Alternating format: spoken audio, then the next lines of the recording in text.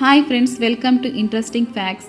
ఈరోజు మనం తెలుసుకుంటున్న కథ శ్రీ మహావిష్ణువు మోహిని అవతారం ఎన్నిసార్లు అవతరించారు.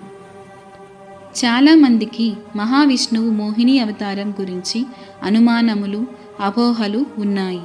శక్తి రూపం తీసుకోవడం విష్ణుమూర్తికి ఎంత ఇష్టమో ఏమో కానీ మనకు మన పురాణాలలో విష్ణుమూర్తి యొక్క మోహిని అవతారాలు పలు సందర్భాల్లో కనపడుతుంది.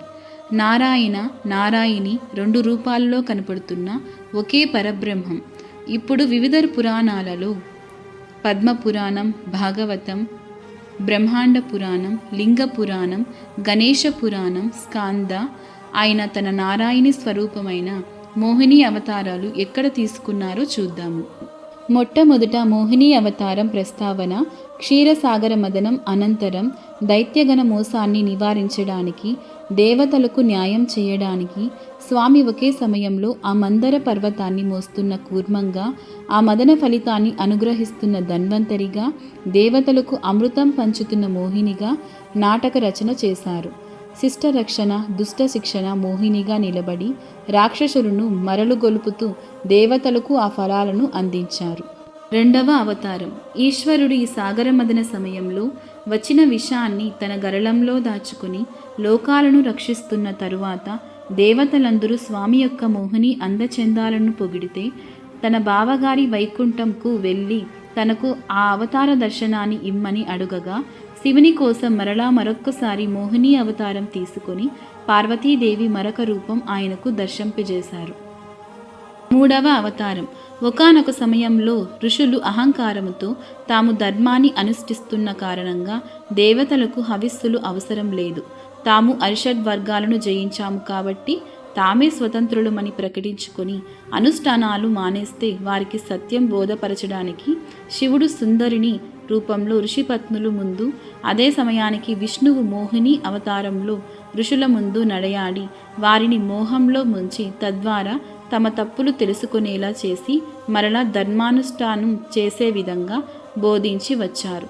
చిదంబరంలో నటరాజేశ్వరుని చరితం దీనికి అనుసంధానించి చెబుతారు. నాల్గవ అవతారం ఒకసారి భస్మాసురునికి ఎవరి తలపైన చెయ్యి పెడితే వారు భస్మం అవుతారని విపరీతమైన వరాన్ని అనుగ్రహించిన శివుని వెంటాడుతూ ఆ రాక్షసుడు తానిచ్చిన వరం మర్యాద నిలపాలి కావున లీలా వినోదంగా శివుడు అతడి నుండి పారిపోతున్నట్టు నటించగా తనకు అభేదమైన విష్ణువు ఆ మూర్ఖ అసురుణ్ణి మోహింపచేయడానికి మోహిని అవతారం స్వీకరించి అతడి తల మీదే అతని చెయ్యి పెట్టుకుని భస్మమైపోయేటట్టు చేస్తాడు. ఐదవ అవతారం అంతగా ప్రాచుర్యం పొందని మరొక కథ గణేశ పురాణంలో ఉంది. సూర్యుని అనుగ్రహంతో విరోచనుడు అజేయమైన ఒక మాయా కిరీటం సంపాదిస్తాడు. దాని వలన అతడు లోక కంటకునిగా మారి స్వర్గాన్ని ఆక్రమించి అల్లకల్లోలం సృష్టించగా మోహిని అవతారంలో అతడిని మోహంలో ముంచి ఆ కిరీటం వాడలుకునేలా ప్రేరేపించి సుదర్శనానికి బలి ఇస్తాడు. ఆరవ అవతారం ఇరావంతుడు అని అర్జునుని కుమారుని దగ్గర 3 అజేయమైన బాణాల ద్వారా ఎవరినైనా ఓడించగలిగిన శక్తి సాధిస్తే అతడి బ్రహ్మచర్యాన్ని, విపరీతంగా పెరిగిన తేజస్సును ఓజస్సుగా నీరు కార్చడానికి శ్రీకృష్ణుడు తన ఒకానొక అంశగా మోహిని సృష్టించి తద్వారా అతడిని అచిరాకాలంలో నిరోధిస్తాడు అని స్థల పురాణం. ఇది ఒక హరి మోహిని కలయిక వలన హరిహర పుత్రుడు ఉద్భవించారని కొన్ని పురాణాలు ఘోషిస్తున్నాయి. కొన్ని కథలు కల్ప భేదాలుగా కనిపిస్తాయి, కొన్ని మరొక దానితో విభేదించినట్టు కనపడతాయి. కానీ ఇందులో ఒక ధర్మ సూక్ష్మం నారాయణ నారాయణి అభేదం, శివశక్తి అభేదం, హరిహర అభేదం.